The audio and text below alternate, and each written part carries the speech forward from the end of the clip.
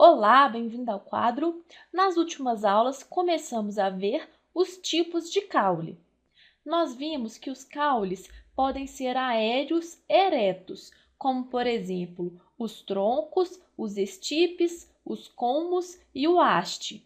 Eles também podem ser trepadores, sarmentosos ou volúvel, ou então um caule rastejante, como, por exemplo, o estolão.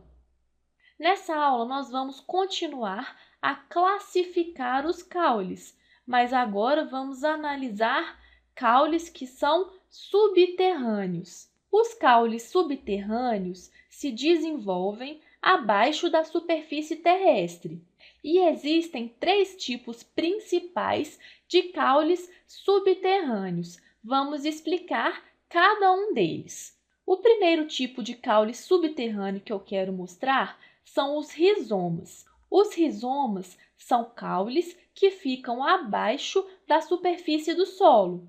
E os rizomas são distinguíveis das raízes porque eles apresentam gemas laterais.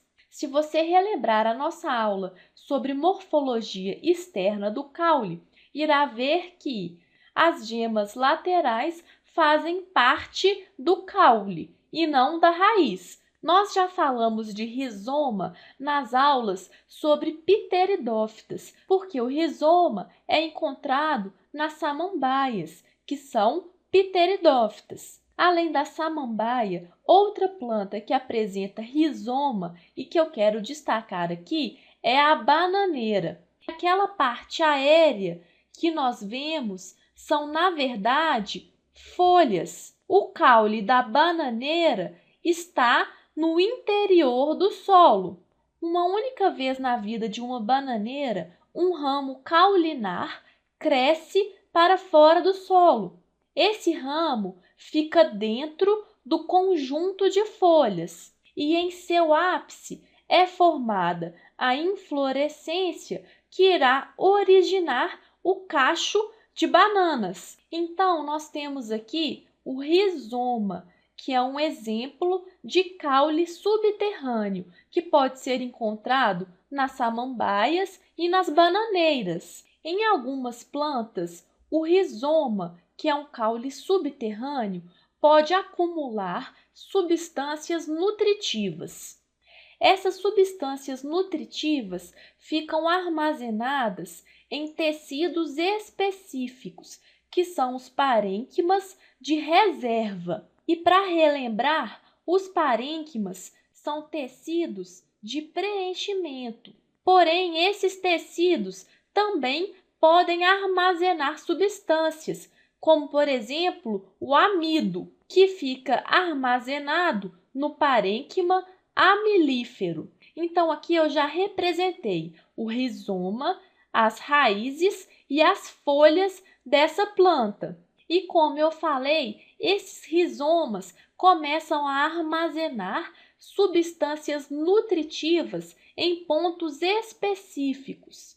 Então, parte do rizoma fica entumecido, fica cheio de substâncias nutritivas. E o acúmulo dessas substâncias nessas regiões irá formar o tubérculo.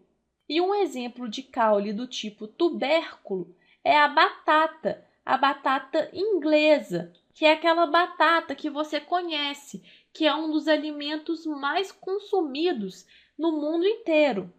E um outro exemplo de planta que também tem tubérculo é o inhame, que é também muito utilizado na nossa culinária. E o último caule subterrâneo que eu quero falar é o bulbo. O bulbo é um caule subterrâneo bem pequeno e normalmente apresenta uma forma arredondada. O bulbo, na verdade, é uma estrutura muito complexa, formada por este pequeno caule e por folhas que vão se sobrepondo umas às outras. Essas folhas são geralmente folhas suculentas e muito nutritivas. E o exemplo clássico onde nós podemos encontrar o bulbo é na cebola. E além da cebola, como exemplos de bulbo, ainda podemos citar o alho, o lírio.